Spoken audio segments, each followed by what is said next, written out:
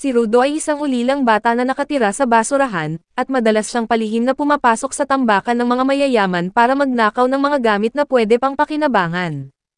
Ngunit isang araw ay napagbintangan siya na pumatay sa kanyang kinikilalang ama, at bilang parusa ay itinapon siya sa hukay, isang napakalaking tapunan ng basura kung saan itinatapon ang lahat ng mga basura sa buong lugar, pati na rin ang mga kriminal.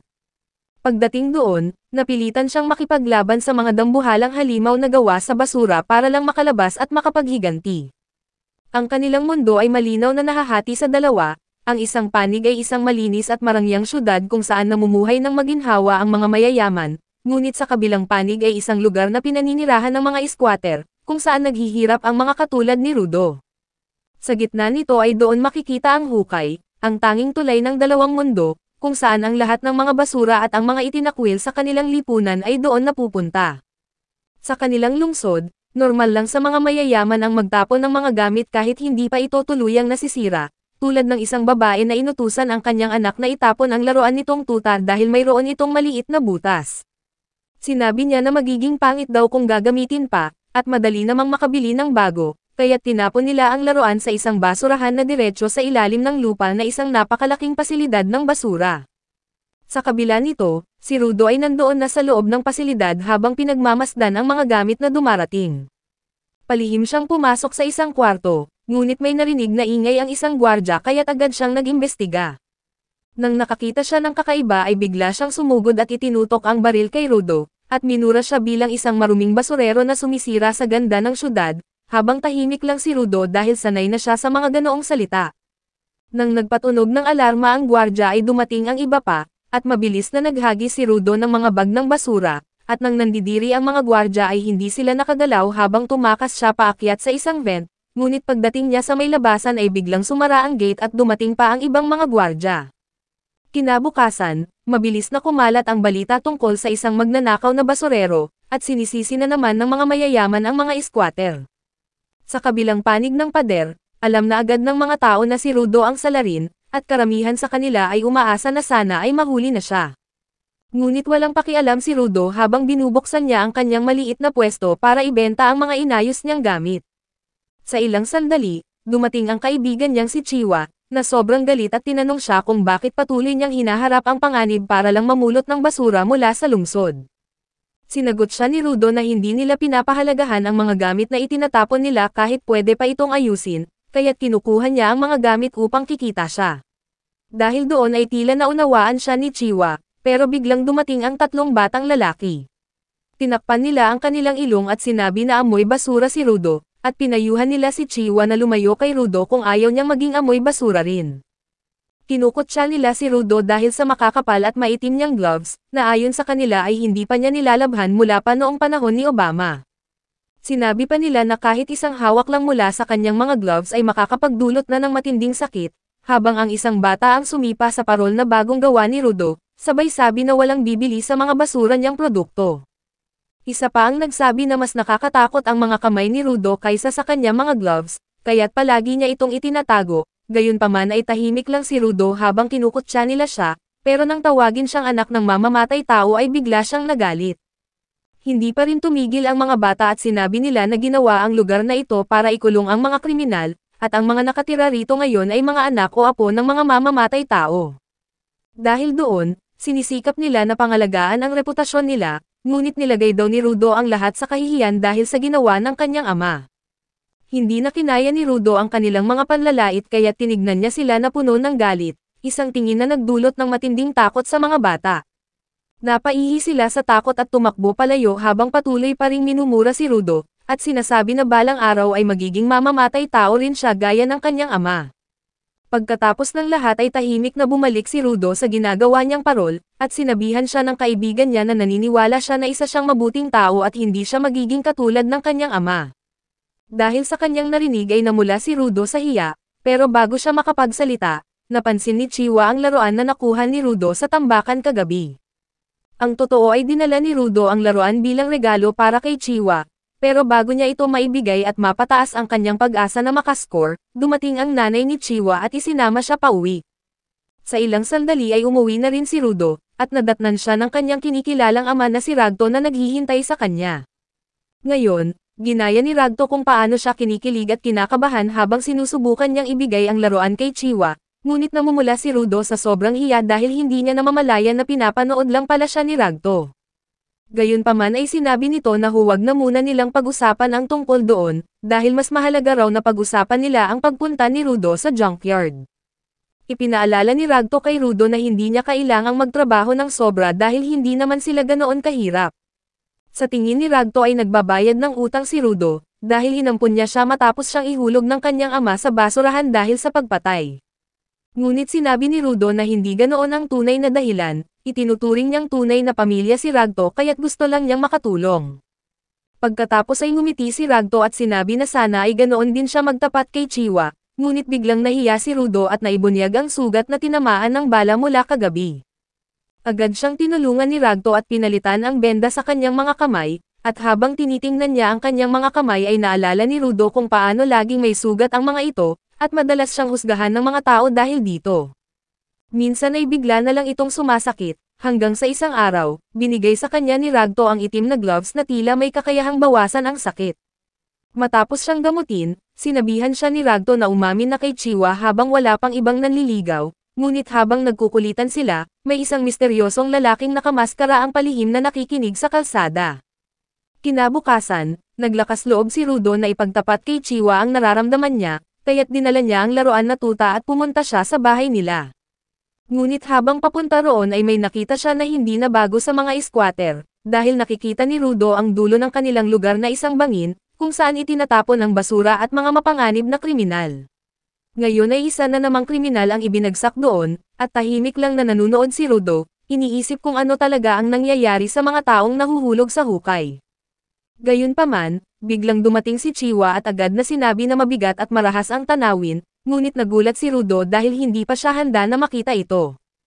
Bigla na lamang nagsimulang magsalita si Chiwa tungkol sa mga pagbitay at iba pang bagay, sa kanya sinabi kay Rudo na ayaw niyang itapon siya sa hukay. Ipinaliwanag niya na kahit marami pa ang mga bagay na hindi dapat itinuturing na basura, ngunit hindi iyon sapat na dahilan para isugal ni Rudo ang buhay niya. Sumagot si Rudo na ganoon din ang sinabi ni Ragto, at sinabi naman ni Chiwa na iyon ay dahil mahal din siya ni Ragto. Matapos niyang sabihin ang mga katagang ito ay biglang natahimik si Rudo, dahil napagtanto niya na ang ibig sabihin ni Chiwa ay mahal din siya nito. Ngayon, biglang namula si Chiwa nang mapansin niya na pwede ngang ganoon ang pagkakaintindi sa sinabi niya, ngunit huli na ang lahat dahil nawala na sa sarili si Rudo. Bumagsak siya sa lupa habang tinatakpan niya ang kanyang mukha, at iniabot kay Chiwa ang laruan na tuta. Sinabi niya na baka ayaw ni Chiwa ang kanyang regalo dahil galing lang ito sa basura, pero iniisip niya na mas gaganda ang laruan kung mapupunta ito sa kanya, at labis ang tuwa ni Rudo nang tanggapin ni Chiwa ang kanyang regalo at sinabing iingatan niya ito. Labis ang tuwa ni Rudo sa mga pangyayari, kaya't napatalon siya habang sumasayaw pauwi, at iniisip na kailangan niya itong ipagmalaki kay Ragto. Habang nasa daan, nabangga siya ng ilang gwardya na hindi man lang siya pinapansin, ngunit nagtataka si Rudo kung bakit naroon ang mga ito sa lugar ng mga squatter. Pagdating niya sa kanilang bahay, mabilis niyang binuksan ang kanilang pinto upang ikwento kay Ragto ang nangyari, ngunit nanlaki ang mga mata niya nang makita itong nakahandusay, at may isang nakamaskarang lalaki ang nakapatong sa kanya. Lumingon ang lalaki at tumingin kay Rudo, bago niya ibinaon ng mas malalim ang kutsilyo sa katawan ni Ragto, ngunit nagdilim ang paningin ni Rudo at nang sumugod siya ay sinalubong siya ng matinding hampas na nagpawala sa kanyang alaala. Pagmulat niya sa kanyang mga mata ay tapos na ang lahat, at nakita niya na kinuha ng nakamaskara ang isang aklat mula sa sahig at lumabas, at tumingin pa ito sa kanya bago tuluyang umalis. Nang sinubukan siyang sundan ni Rudo ay narinig niya ang tinig ni Ragto at mahina na ang hininga nito ngunit buhay pa. Sa kanyang huling sandali, sinabi niya na kailangang tumakas ni Rudo at baguhin ang mundong ito, ngunit niyakap siya ni Rudo at sinabi na kukuha siya ng tulong, pero paulit-ulit lang na sinasabi ni Ragto na tumakas na siya. Gayunpaman, hindi pa rin makapaniwala si Rudo sa mga nangyayari, ngunit biglang dumating ang mga sundalo at hinuli nila siya at itinuring na mamamatay tao. Pilit na ipinaliwanag ni Rudo na hindi siya ang pumatay at nandyan lang ang tunay na salarin, ngunit hindi siya pinaniwalaan at sinapak siya ng gwardya hanggang sa mawalan siya ng malay. Maya-maya, isinakay na si Rudo papunta sa hukay upang pagbayaran ang kanyang kasalanan. Naroon ang lahat ng tao sa squatter upang mapanood ang pagbagsak niya sa hukay, at maging ang mga tao na galing sa syudad ay dumalo. Sa ilang sandali, sinabi ng mahistrado kay Rudo na ang pagpatay ay isa sa pinakamalaking krimen, at kahit isang hamak na taga-squatter lang ang kanyang pinaslang ay hindi pa rin mababawasan ang kanyang kasalanan.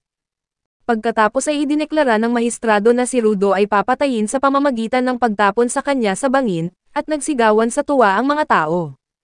Hindi makapaniwala si Rudo sa sinapit niya, at ang tanging hiling niya ay sana may kahit isang tao na maniwala na hindi siya mamamatay tao. Pinagmamasdan niya ang mga tao hanggang sa matuon ang kanyang mga mata kay Chiwa, at pasigaw niyang sinabi na hindi niya pinatay si Ragto at pinakiusapan siya na hanapin ang tunay na salarin. Sa hindi inaasahan ay malungkot siyang sinagot ni Chiwa, na minsan niya siyang pinagkatiwalaan ngunit hindi pala siya karapat-dapat. Idinagdag pa niya na anak lang siya ng isang mamamatay tao, saka ibinagsak ang laruan na ibinigay niya at tinalikuran si Rudo. Dahil doon ay mas matindi ang sakit na nararamdaman niya sa pagtataksil ni Chiwa kaysa sa mismong hatol, at dahil sa galit ay sinumpa ni Rudo ang mga tao, tinawag silang tunay na basura at laman na walang isip o sariling kalooban.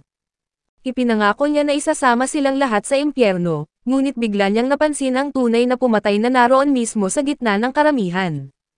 Ngunit bago pa niya masabi ay tinulak na siya pababa sa hukay, at matagal siyang nahulog hanggang sa mawalan siya ng malay. Nang magkamalay na siya ay laking gulat niya na buhay pa siya, napalibutan siya ng mga tambak ng basura sa ilalim, ngunit agad itong napalitan ng pagkahilo sa nakasusulasok na amoy. Pagtingin niya sa paligid ay nasaksihan niya ang isang dagat ng mga basura, kasama ang mga bagay na hindi niya nakikilala, at lalong tumigil ang kanyang paghinga nang matabunan siya ng isang higanteng anino. Paglingon niya ay nanlaki ang kanyang mga mata sa isang dambuhalang halimaw na gawa sa basura, at saglit siyang natigilan, naalala niya kung paanong walang sino man ang nag-alala kung ano ang nangyayari sa mga basurang itinatapon sa bangin. Ngayong alam na niya na naroon ang kasagutan, biglang sumigaw ang halimaw at nagsilabasan pa ang iba mula sa tambak ng mga dumi. Tumakbo si Rudo ng mabilis habang sinusubukang umilag, ngunit nadapa siya at tumama sa isang bungo ng tao, at doon niya napagtanto ang nakatakdang kapalaran. Dahil sa kanyang galit ay minura niya ang mga nagtapon sa kanya sa impyernong ito, ngunit biglang gumuho ang tinutungtungan niyang basura, at bumagsak siya sa mas mababang bahagi at nakalayo sa mga halimaw. Ngunit may mas nakakatakot siyang nadiskubre dahil lason ang mismong hangin sa lugar na ito, at kung matagal niya itong malalanghap ay dudurugin nito ang kanyang mga baga. Tinakpan niya ng guwantes ang kanyang bibig at ilong at umaasa na makahanap ng ligtas na lugar, ngunit isang nakakakilabot na tanong ang sumagi sa kanyang isip, na baka nga sa impyernong ito ay walang ligtas na lugar at tanging takot at mga halimaw ang naghihintay sa bawat sulok. Nawawalan na siya ng pag-asa at bigla na lang nagsuka ng dugo, ngunit ang tunog nito ay agad na nakatawag pansin sa mga halimaw, na muli na namang lumapit sa kanya. Bumagsak si Rudo sa lupa at hindi na makagalaw, na halos tanggapin na ang kanyang kapalaran, hanggang sa bigla na lang sumulpot sa kanyang alaala ang naghihingalong katawan ni Ragto. Isang kakaibang lakas ang biglang dumaloy sa kanyang mga kamay, bagamat hindi niya ito napapansin, ang tanging naramdaman niya ay ang pagbabago ng kanyang paningin, nakakita siya ng mga liwanag na nagmumula sa mga tumpok ng basura at sa bakal na tubo sa kanyang harapan. Dahil doon ay gumapang siya papalapit dito, at puno ng determinasyon na mabuhay dahil mayroon pa siyang dahilan para lumaban.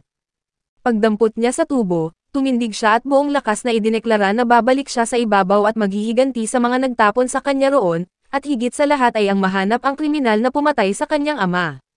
Sumiklab ang matinding galit sa kanyang katawan, habang palihim namang papalapit ang mga halimaw at umatake, ngunit walang kahirap-hirap na pinalipad ni Rudo gamit ang tubo nang hindi man lang tumingin sa kanila. Sa lakas ng kanyang paghampas, tumilapon ang halimaw at tumama sa payong ng isa pang nakatira sa hukay, na nagulat na may dumating palang isang tao na kayang lumaban sa mga halimaw. Sa kabila nito, unti-unti nang nawawala sa katinoan si Rudo at tuluyan nang nababaliw sa pakikipaglaban, dahil wala na siyang pakialam sa nakalalasong hangin at ang dugong dumaloy mula sa kanyang ilong. Patuloy siyang tumilapon at sumasalpok sa malalaking bato, na kahit anong lakas ng pagkakabangga ay parang walang epekto sa kanya. Nang wasakin ng isang halimaw ang batong kinalalagyan niya ay natabunan siya ng mga guho, ngunit nakalabas pa rin siya na dala ang isang bakal na poste. Winasiwas niya ito ng buong lakas at napuruhan ang halimaw, ngunit biglang lumabas mula sa ilalim ng lupa ang isa pang halimaw na nagtatangkang kainin siya. Sa kabutihang palad ay tumalon siya palayo sa mga pangil nito, ngunit doon na tumama ang epekto ng lasong hangin, at nang muli siyang nagsuka ng dugo ay sinamantala ito ng mga halimaw para lapitan siya. Sa hindi inaasahan ay muling nagising ang mahiwagang kapangyarihan sa loob ng kanyang katawan, nagbigay ng lakas at kabaliwan upang manatili siyang nakatayo kahit dalawang halimaw ang sabay na umatake. Mula sa banggaan, lumabas si Rudo ng ligtas at ginamit niya ang isang bakal upang hiwain ang bungo ng unang halimaw, at pagkatapos ay hinati ang pangalawa hanggang sa sumabog ito.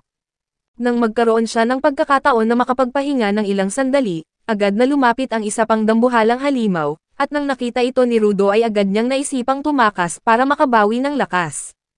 Subalit iniyapak ng napakalaking halimaw ang buong bigat nito sa lupa, naglabas ng pagyanig na nagpabagsak kay Rudo. Nang binuksan niya ang kanyang mga mata, laking gulat niya nang makita ang isang lalaking nakasuot ng nakakatakot na maskara na nakatayo sa ibabaw niya. Sa mga oras na ito ay naguguluhan si Rudo, at nagtanong kung sino ang lalaking ito at saan ito nanggaling, ngunit bigla siyang binuhat nito at sinipa papalayo. Nang nagsimula siyang umubo ng dugo at naghandang lumaban, agad siya nitong nilagyan ng gas mask upang muling makalanghap ng malinis na hangin, ngunit lubos nang naguguluhan si Rudo at tinanong ang lalaki kung siya ba ay isang lokal. Nais niyang malaman ang tungkol sa lugar na ito at sa mga halimaw, ngunit ang tanging sagot ng lalaki ay sinabihan lang siyang tumahimik. Ngunit dahil matigas ang ulo ni Rudo ay patuloy pa rin siya sa kanyang mga tanong at malakas pa ang kanyang boses, at muling bumulong sa kanya ang lalaki at sinabihan siyang tumahimik, ngunit sinagot siya ni Rudo at inutusan niya ito na sabihin ng mas malinaw.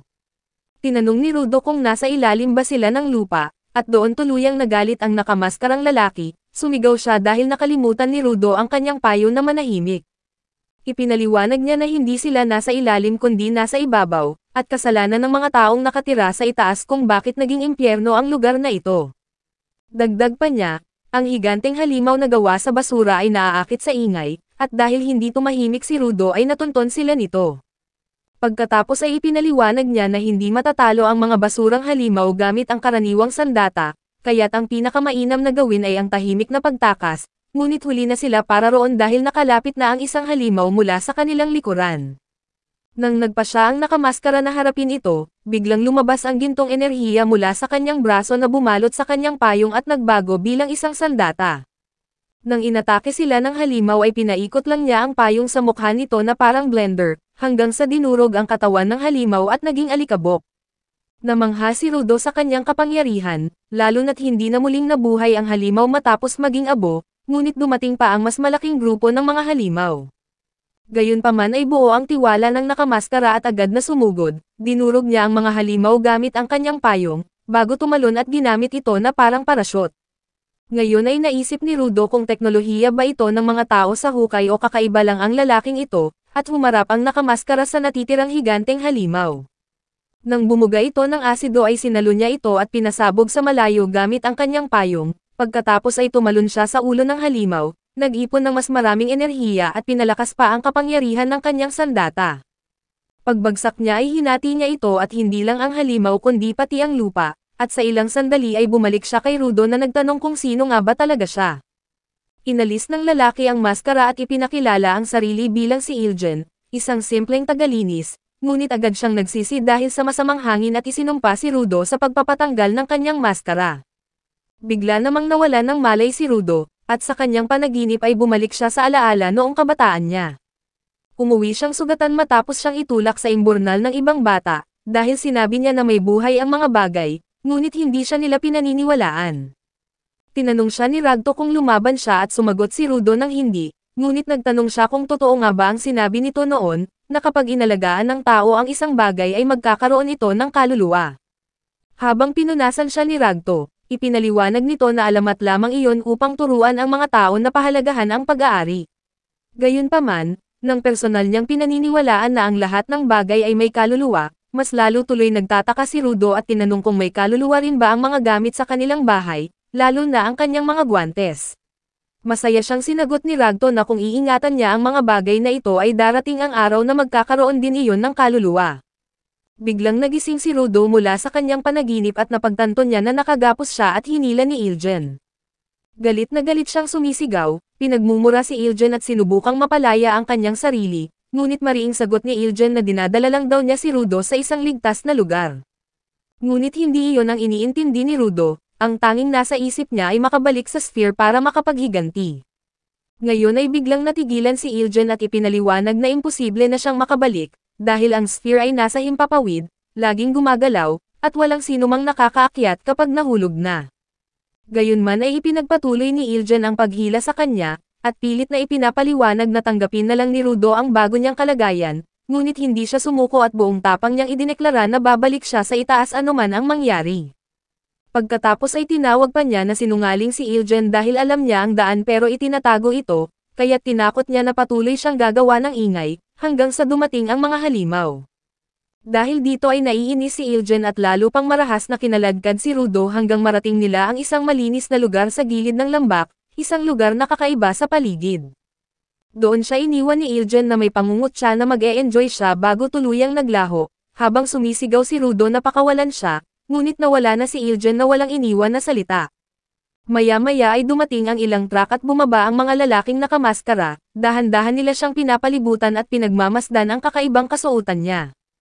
Pagkatapos ay tinanong nila si Rudo kung siya nga ba ay nagmula sa sphere, at kahit na kinakabahan, inamin ni Rudo na nahulog siya mula roon. Agad na nag-alis ng mask ang mga lalaki, tuwang-tuwa na makakita ng ligtas na taga-sphere, dahil noon ay patay na bangkay lang ang natatagpuan nila.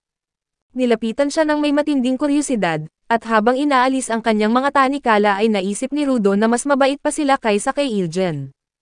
Ngunit ang hindi niya alam ay isa pala iyong patibong, at hindi nagtagal ay nakagapos na siya ng mahigpit sa loob ng truck. Narinig niya ang usapan ng mga lalaki sa labas, swerte raw sila dahil ang isang spherette ay maibebenta ng napakamahal, dahil ang bawat kasuotan at parte ng katawan nito ay pinagkakaguluhan ng mga tao. Ipinaliwanag ng kanilang pinuno na sobrang galit ang mga nasa ibabaw ng mundo sa mga spherette, dahil ang sphere daw ang nagtapon ng lahat ng basura sa ibaba, hanggang lasunin nito ang lupa at hangin at lumikha ng mga halimaw. Maraming tao ang namamatay at nawalan ng tahanan, kaya't ang galit nila ay sobrang-sobra, at kapag may nahuli silang isang spherette ay walang awa nila itong pahihirapan. Bilang malupit na pagsalubong ay pinakain nila si Rudo ng bulok na karne at panis na pagkain habang tinutokso siya ng pinuno. Sinabi na ang mga taga-sphere ay hindi man lang humahawak ng basura, at sinubukan nila siyang pakainin kung kaya niya itong tiisin. Habang pilit na isinusubo ng lalaki ang karne sa bibig ni Rudo, nagawa niyang magkamali ng malaki dahil bigla siyang kinagat ni Rudo at bumaon ang mga ngipin nito. Pinunit ni Rudo ang laman sa kanyang mga daliri, saka kinain kasama ng nabubulok na pagkain na pinakain sa kanya. Pagkatapos ay agad niyang kinain ang natitirang pagkain at sinabi na hindi iyon basura, dahil maaari pa rin itong kainin, at nanginginig sa takot ang mga lalaki dahil wala pa silang nakitang halimaw na katulad ni Rudo, ngunit hindi nila alam na iyon pa lang ang simula. Galit si Rudo sa mga tao na tinatawag na basura ang mga bagay, na para bang wala na itong silbi, ngunit hindi na niya hahayaan na maliitin lang ng mga tao ang mga ito. Biglang muling nagising ang kanyang kapangyarihan at naputol ang kanyang mga tanikala, tumalon siya palabas at ibinuhos ang enerhiya sa lupa, dahilan para lumutang ang mga bagay sa paligid. Mula sa malayo, pinagmamasdan siya ni Ilgen at natutuwa ito nang makita na si Rudo ay isang giver, isang tao na kayang bigyang buhay ang mga bagay at ilabas ang kanilang kapangyarihan kagaya niya. Naalala ni Rudo ang mga sinabi ni Ragto, na kapag marunong kang mag-alaga ng mga bagay, nabubuhay ito at nagbabalik din ng malasakit sa tao. Tinanggal niya ang kanyang maskara at kinuha ang tanikala na ginamit para itali siya, at binuhusan niya ito ng buhay at naging sandata. Nang sumugod ang mga lalaki, isang hampas lang ng kanyang tanikala sa lupa ang nagpaatras sa kanila, kaya't pinag-utos ng kanilang pinuno na sirain ang kanyang sandata, dahil walang silbi ang isang giver kapag wala ang kanyang mga gamit. Hindi nagtagal ay agad siyang natanggalan ng sandata, ngunit laking gulat ng lahat, at lubos na ikinagalak ni Ilgen, nang pulutin ni Rudo ang isang gulong at gawing sandata rin ito, isang bagay na sobrang bihira kahit sa mga makapangyarihang giver. Mabilis niyang pinabagsak ang mga kalaban at hinarap ang kanilang pinuno, na walang tigil sa pagmumura habang nanginginig sa takot. Bago pa man niya ito mapuruhan ay biglang dumating si Ilgen at pinigilan siya, na para siyang natauhan, at naglaho ang kanyang kapangyarihan at naging abo ang gulong na hinawakan niya. Pagkatapos ay dumugo ang kanyang ilong habang iniisip kung ano ang kanyang mga nagawa, at ipinaliwanag ni Ilgen na ang sobrang paggamit ng kapangyarihan ay nakakapagod sa katawan. Humingi siya ng tawad dahil sa ginawa niyang pagsusulit kay Rudo, at nangako na ipapaliwanag niya ang lahat tungkol sa mundong ito at sa kanyang kakayahan, kapalit ng pagpasok ni Rudo sa grupo ng cleaners para lumaban sa mga halimaw. Gayunpaman ay hindi ito tinanggap ni Rudo at tumanggi siya, ngunit para bang walang pakialam si Ilgen sa sagot ni Rudo, at dinala niya ito sa pagamutan habang tinatawagan ang kaibigan niya at ipinagmamalaki na nakahanap siya ng henyo at kabilang na sa kanilang grupo. Dahil doon ay nagulat si Rudo dahil hindi naman siya pumayag, at sinabi niya na kailangan niyang bumalik sa sphere, ngunit pinatigil siya ng isang doktor na nakakatakot ang mga mata. Sinigawan siya nito dahil nagpunta siya sa isang lugar kung saan puro lason ang hangin, at tinawag pa siyang walang kwentang tanga dahil bukod sa muntik na siyang mamatay ay nagpahuli pa siya.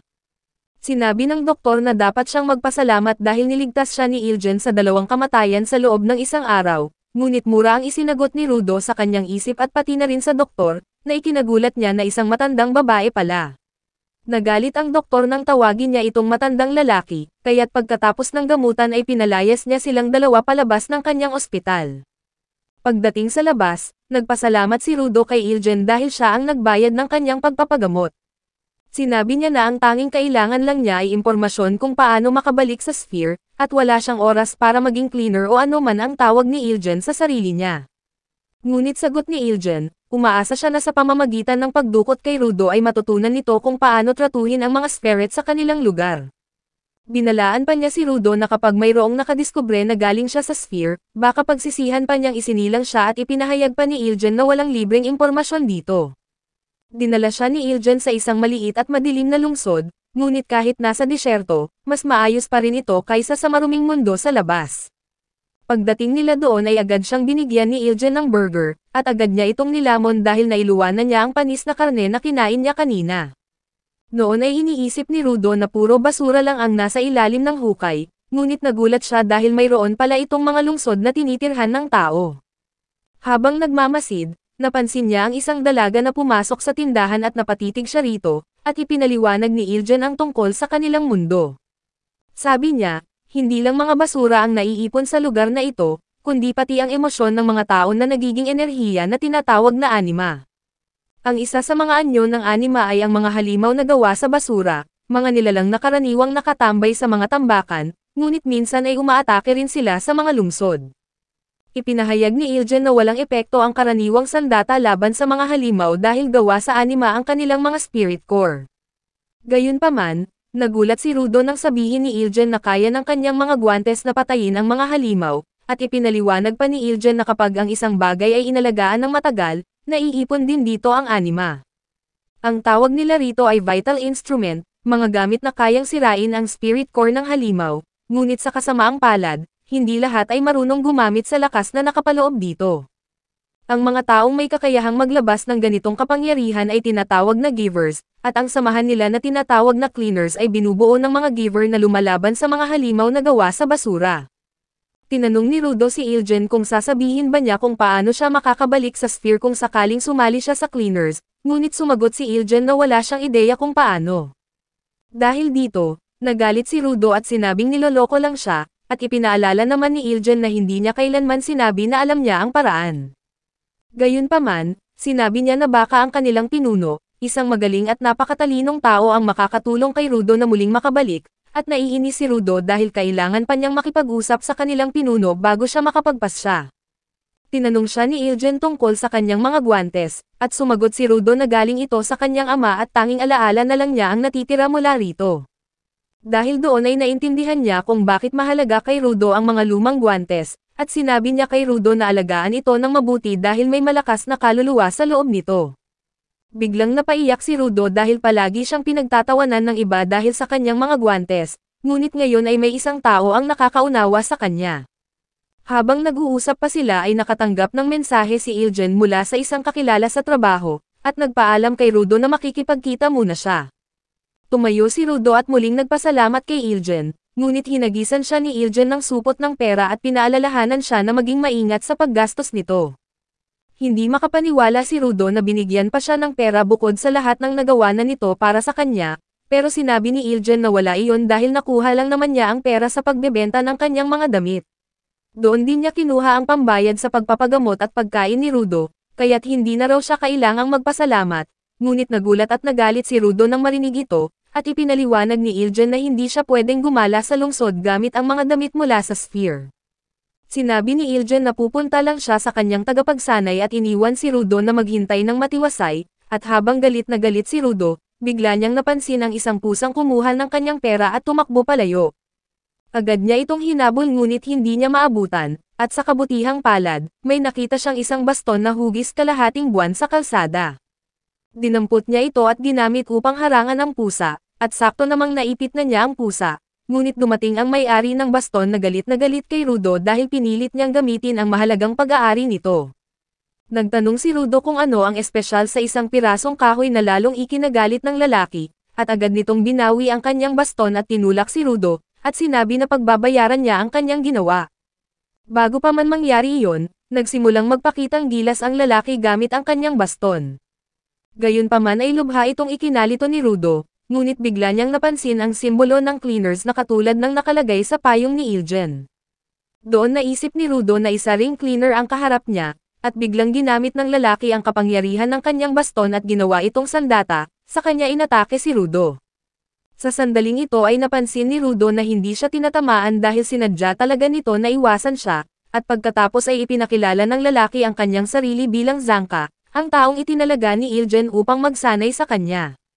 Sinabi nito na hindi niya inakalang tuturuan niya ang isang batang bastos na nagnanakaw ng gamit ng iba, at mariing sagot ni Rudo na hindi siya magnanakaw kundi humihiram lang ng gamit upang mabawi niya ang kanyang pera.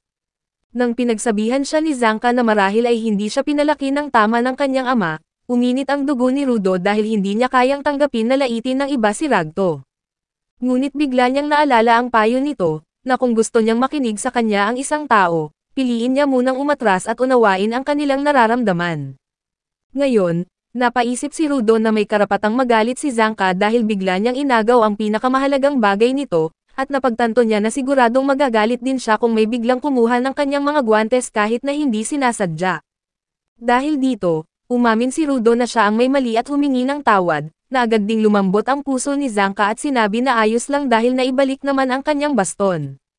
Dagdag pa niya, dapat ay naging mahinahon rin siya sa pagharap sa sitwasyon, at nabigla si Rudo sa biglaang pagbabago ng ugali ni Zanka. Ngunit mas ikinagulat niya na ito ang unang beses na nakalutas siya ng alitan gamit lang ang maayos na usapan. Habang naaalala niya na tama pala si Ragto kaysa sa inaakala niya, tinulungan siyang tumayo ni Zanka at tinanong kung ano ang kanyang vital instrument at kung ano ang kakayahan nito. Sinagot siya ni Rudo na marahil ang kanyang guwantes ang tinutukoy nito, ngunit hindi pa niya alam ang taglay nitong kapangyarihan. Sinuri ito ni Zanka at napahanga siya sa ganda ng kanyang mga guwantes. Ngunit nananatiling nagtataka si Rudo kung bakit biglang nagiba ang pagkakakilala niya kay Zanka. Napagtanto niya na marahil dahil ito sa ngiti ng lalaki, at muli niyang naalala ang payo ni Ragto, na kung gusto niyang magkaroon ng kaibigan ay kailangang ngumiti rin siya. Ang problema ay hindi pa kailanman ngumiti si Rudo sa buong buhay niya, at para bang kailangan pa niyang magpaturo sa isang tao para lamang malaman kung paano gawin ang kanyang mga ekspresyon sa kanyang mukha. Dahil hindi ito alam ni Rudo ay buong pagsisikap siyang gumagaya sa ngiti ng ibang tao, ngunit ang kinalabasan ay isa sa pinaka-nakakatakot na ekspresyon na nakita ni Zanka sa buong buhay niya. Muling nagalit si Zanka kay Rudo at tinanong kung anong klaseng mukha ang ipinapakita nito, dahil sa tingin niya ay pinapahiya siya sa ekspresyong iyon, pero mahinahon lang na sinabi ni Rudo na iyon na ang pinakamagandang ngiti na kaya niyang ibigay. Mariin siyang sinagot ni Zanka na kahit bulag ay makikita na hindi iyon tunay na ngiti, kaya't ipinikit ni Rudo ang kanyang mga mata at pinagdikit ang kanyang labi para magmukhang mas natural.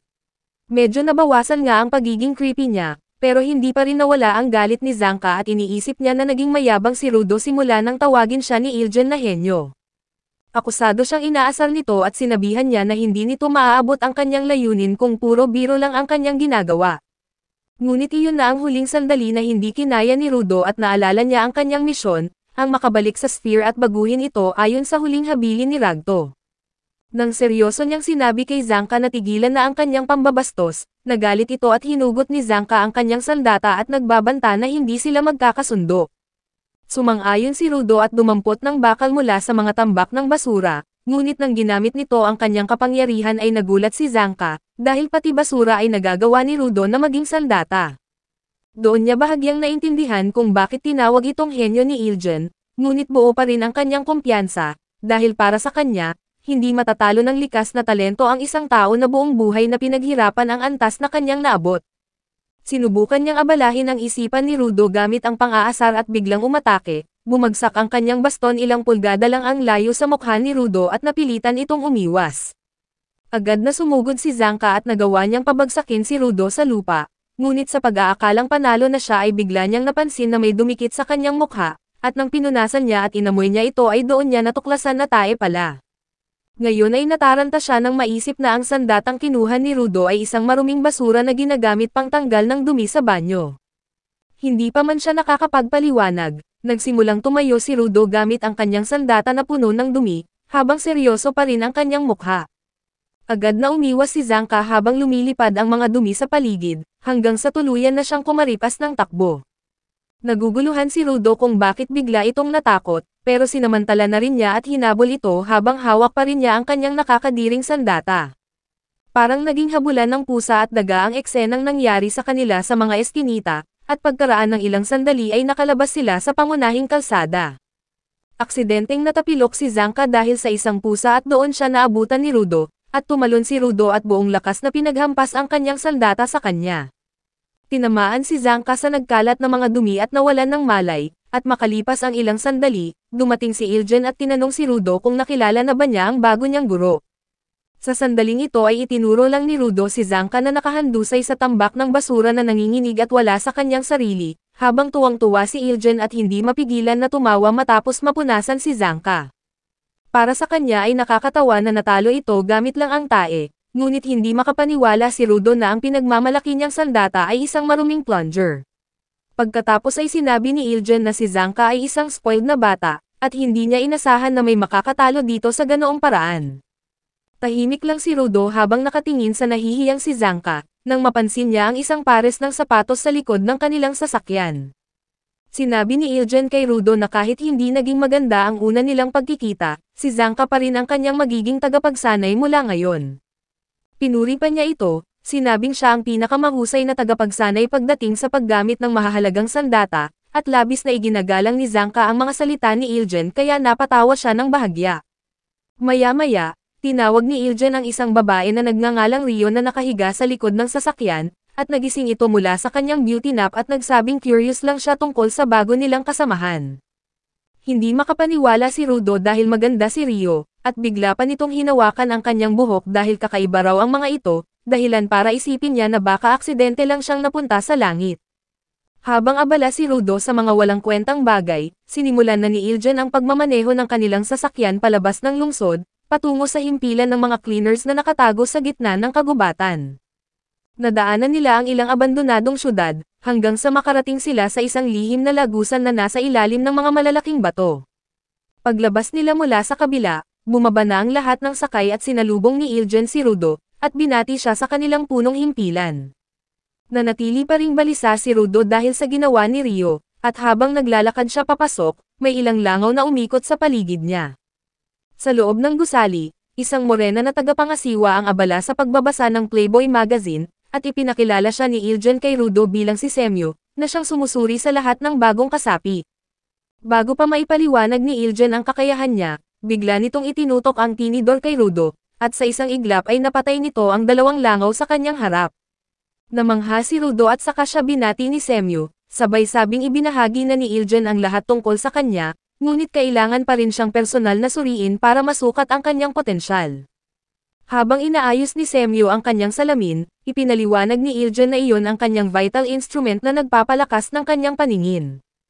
Sa tuwing ginagamit niya ito ay nakikita niya ang tunay na pagkatao ng isang tao, at bagong kaalaman ito para kay Rudo, ngunit wala siyang oras mag-isip dahil agad nang ginamit ni Semyo ang kanyang kakayahan. Nagulat siya sa nakita niya at agad niyang pinatay ang kapangyarihan ng kanyang salamin, ngunit nang tanungin siya ni Iljen kung ano ang kanyang nakita, sinabi niya na likas ng makapangyarihan si Rudo at hindi na kailangang suriin sa ganitong aspeto. Sinabi pa niya na magkakaroon din ito ng ugnayan sa kanyang vital instrument, ngunit kailangan pang hasain ang paggamit nito. Gayunpaman ay naramdaman ni Iljen na may itinatago pa si Semyo, at dito niya ibinunyag na may dumi si Rudo sa kanyang batok, kaya't natawa si Rudo ngunit alam ni Iljen na hindi iyon ang buong katotohanan. Pagkatapos ay dinala niya si Rudo para magpakilala sa kanilang pinuno, ngunit bago sila umalis, sinulyapan muna niya si Semyo dahil ramdam niya na may itinatago pa ito. Habang naglalakad, ipinaliwanag ni Iljen na may humigit kumulang 100 miyembro ng cleaners, kabilang na ang mga mandirigma, mga nagbabantay, at mga sumusuporta. Ngunit sa kabila nito ay bihira lang silang magkasama dahil sa kani-kanilang misyon, kaya't madalas ay wala sila sa punong himpilan. Pagkatapos ay sinabi pa niya na ipapakilala niya si Rudo sa ilan sa kanila, ngunit nang binuksan niya ang pintuan ng sala at makita ang grupo ng mga cleaner, agad niyang isinara ang pinto at ipinaliwanag na sa susunod na lang siya ipapakilala. Hindi nagtagal ay dumating sila sa silid ng kanilang pinuno, ngunit bago pa sila pumasok ay pinaalalahanan muna ni Ilgen si Rudo, na huwag magsimula ng usapan sa pamamagitan ng pagtatanong kung paano makakabalik sa sphere. Sinabihan siya ni Ilgen na kailangan niyang magbigay ng kapalit para sa mga impormasyong iyon, at dapat magsimula siyang magtrabaho bilang cleaner. Bukod pa rito, pinaalalahanan din siya na huwag magtanong tungkol sa vital instrument ng pinuno, dahil walang sino man ang nakakaalam kung ano iyon o anong kapangyarihan ang taglay nito. Dahil doon ay nagkaroon ng pagtataka si Rudo tungkol sa kanilang pinuno, ngunit nadatnan nila na walang tao sa kanyang silid. Pagkaraan ng ilang sandali, dumating si Semyu at ipinaalam sa kanila na nasa misyon ang kanilang pinuno at hindi babalik ng ilang araw, kaya't nalilito si Rudo, ngunit alam ni Ilgen na normal lang iyon at sinabihan siya na maghintay na lang muna. Nang magsimulang magalit si Rudo at nagtanong kung ano ang dapat niyang gawin habang wala pa ang kanilang pinuno, biglang dumating si Rio at niyaya niya si Rudo na panoorin siya sa kanyang trabaho. Ipinaliwanag niya na hindi pa siya maaaring maging opisyal na miyembro hanggat wala pang pahintulot sa kanilang pinuno, at ang pinakamahalaga niyang magagawa ay sumama sa kanya bilang tagapagmasid. Gayunpaman, pabor din ito kay Rio dahil gusto rin niyang makilala si Rudo, at naging malambot ang puso ni Rudo dahil hindi pa siya nakakaranas ng ganitong uri ng atensyon mula sa isang babae. Pagkatapos ay tahimik na lamang siyang sumunod kay Rio, at dinala siya sa strategy room kung saan ipinaliwanag ni Semyo na may isang maliit na bayan malapit sa maruming lugar, na humihingi ng tulong dahil may mga halimaw na nagpapakita roon. Naging interesado si Rudo tungkol sa mga kontaminadong lugar, at doon niya nalaman na hindi sinabi ni Ilgen ang mga pangunahing kaalaman. Ngayon ay ipinaliwanag ni Semyo na ang kanilang mundo ay nahahati sa safe zone na ligtas para sa mga tao, at ang nasa kabila naman ay ang maruming lugar na puno ng mga basura kung saan naninirahan ang mga halimaw. Ang lugar kung saan natatagpuan si Rudo ay isang no man's land, isa sa pinakamapanganib na lugar kung saan madalas ay agad namamatay ang sino mang pumupunta. Pagkatapos ay binigyan siya ni Semyo ng gas mask at mahigpit na iniutos na lagi itong isuot sa tuwing pumapasok sila sa polusyonadong lugar, dahil kapag wala siyang mask ay mamamatay siya sa loob ng 15 minuto dahil sa nakalalasong hangin. Sa ilang sandali ay sumama si Rudo sa koponan ni Rio para sa kanilang misyon, at pinayuhan siya nito na palaging manatili sa kanyang tabi upang mas marami siyang matutunan. Bagamat kinakabahan, nagsimulang mag-isip si Rudo kung ilang oras siyang nananatili sa no man's land at kung gaano karaming lason ang nalanghap niya. Napunta ang kanyang atensyon sa tambak ng mga basura sa harap nila, at naisip niya kung alam ba ng mga taong nasa sphere na may mga tao ring namumuhay sa kailaliman ng hukay. Ngunit ang mahalaga para kay Rudo ay ang mga tambak ng basura mismo, dahil para sa kanya ay hindi iyon simpleng basura, kundi isang kayamanan kung saan makakahanap siya ng mga bagay na maaari pang ayusin ng walang sino man ang nangingialam sa kanya. Habang hinahabol niya si Rio ay tinanong niya kung sino ang mga kasamahan nito, at ipinaliwanag ni Rio na sila ay mga supporter, wala man silang espesyal na kakayahan tulad ng mga mandirigma, napakahalaga naman ng papel nila sa kanilang misyon. May isang supporter ang nag-abot ng kamay kay Rudo para makipagkamay, at nang tanggapin niya ito habang kinakabahan, bigla nitong pinisil ang kanyang kamay ng buong lakas. Dahil doon ay natawa si Rio dahil nagpupumiglas sa sakit si Rudo, at sinabi niya na napakalakas ng hand grip ng supporter na ito, at kaya nitong wasakin ang matitigas na balat ng halimaw gamit lang ang sariling mga kamay. Hindi na alam ni Rudo kung kakayanin pa niya ang pagkakaugnay sa mga baliw na ito, nang biglang may isa sa mga supporter na nagbigay babala na paparating na ang mga halimaw, at nagpasya si Rudo na pagmasdan ng mabuti ang lahat upang matuto siya hanggat kaya niya. Maya-maya, nagsilabasan mula sa nakakatakot na gubat ng basura ang mga maliliit na nilalang nakahawig ng kambing. Nataranta si Rudo at nagtanong kay Rio kung paano sila lalaban sa napakaraming kalaban, ngunit mahinahon siyang sinabihan ni Rio na huwag siyang mag-alala dahil mahina at mabagal lang ang mga ito, at wala silang lakas na sirain ang kahoy na bakod. Napatunayan ang sinabi niya nang umatake ang mga kambing sa bakod at wala silang nagawang pinsala, ngunit bigla namang dumating ang ikalawang grupo ng mga halimaw na mas malalaki at mas mabangis. Nagsimula silang umatake upang wasakin ang bakod, kaya't muling nataranta si Rudo at nagtanong kung ano ang dapat nilang gawin. Muli siyang pinapakalma ni Rio, at sinabi niya na bahagya lamang na mas malakas ang mga ito kaysa sa nauna, at tamang-tama pa rin para sa isang baguhang gaya ni Rudo. Dagdag pa niya, matapos nilang gawin ang kanilang misyon ay babalik sila sa base at maghahanda ng salo-salo bilang pagtanggap kay Rudo sa kanilang lugar.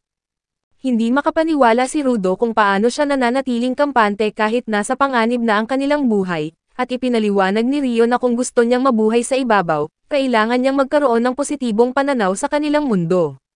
Biglang naisip ni Rudo na ganoon din si Ilgen, at doon niya napagtanto kung ano ang kulang sa kanya.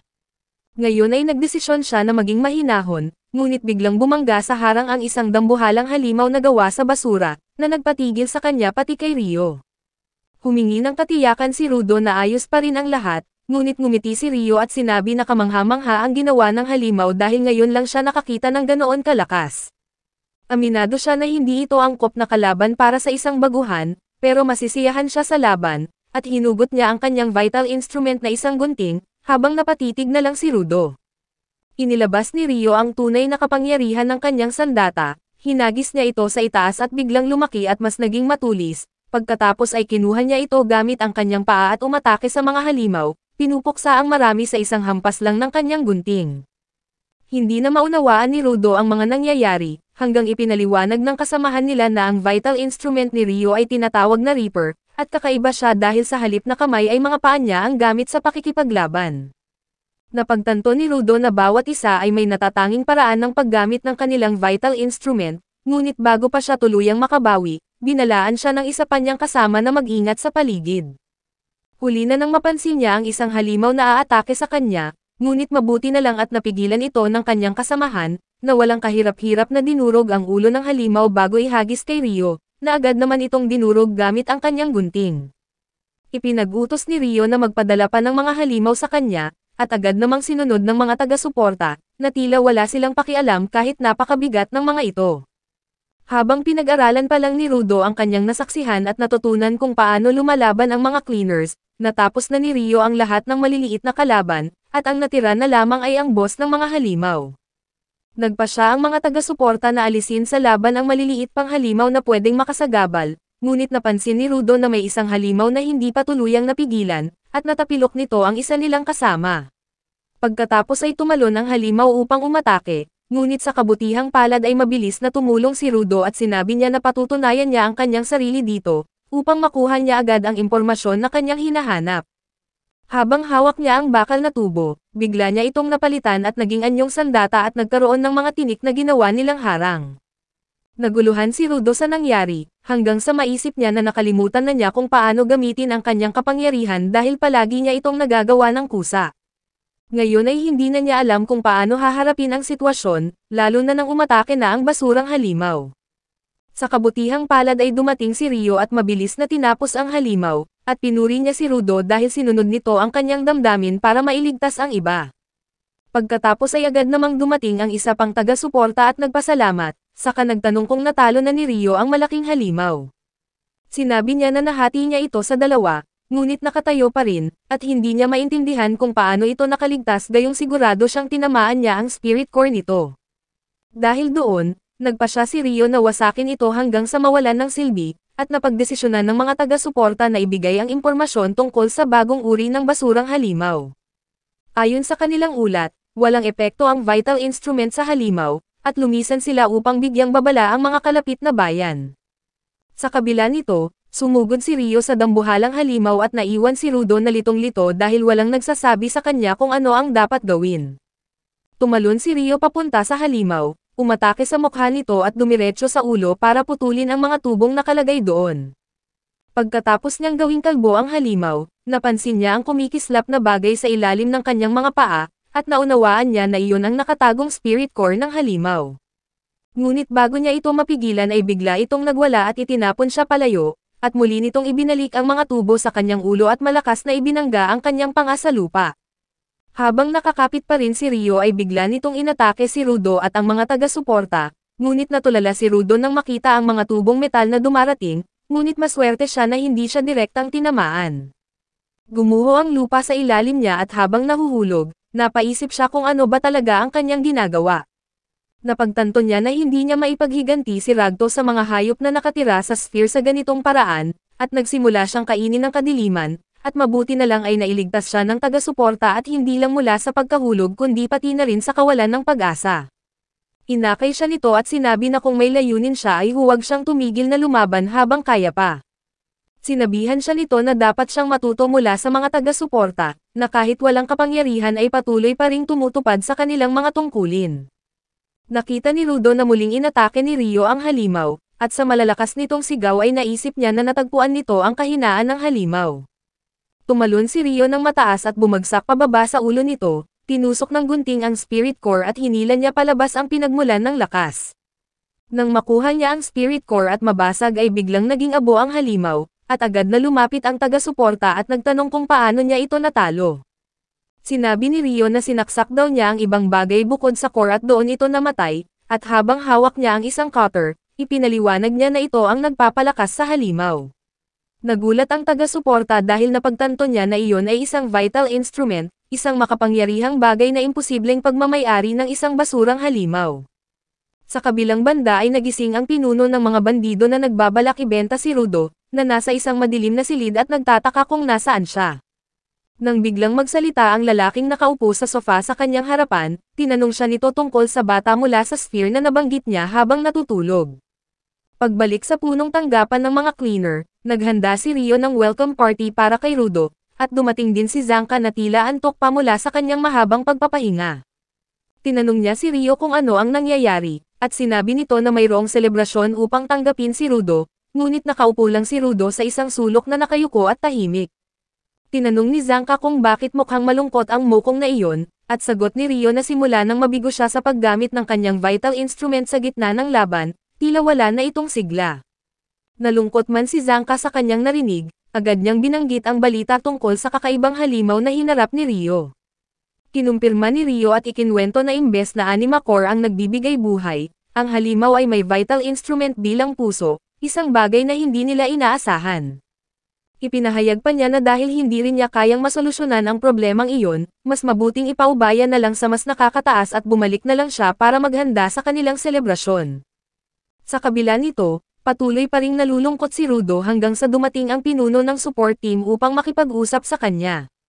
Nagpakilala ito bilang Grace at pinuri si Rudo sa ginawa niya kahapon, ngunit para kay Rudo ay wala naman siyang nagawa, at ipinaalala ni Grace na nailigtas niya ang isa pang supporter mula sa halimaw.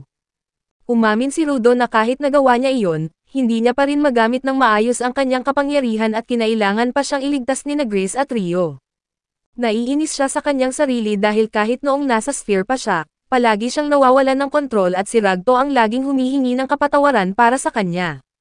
Pakiramdam niya ay isa siyang talunan na hindi kailanman makakatugon sa inaasahan ng iba, ngunit bigla siyang pinasalamatan ni Grace at nawala ang kanyang negatibong iniisip. Ipinaliwanag ni Grace na karamihan sa mga bagong cleaner ay tinitingnan ang mga supporter bilang walang silbi dahil wala silang tunay na kapangyarihan. Gayunpaman, kakaiba raw si Rudo, at ikinwento rin ni Grace ang tungkol kay Follow, ang supporter na nailigtas ni Rudo.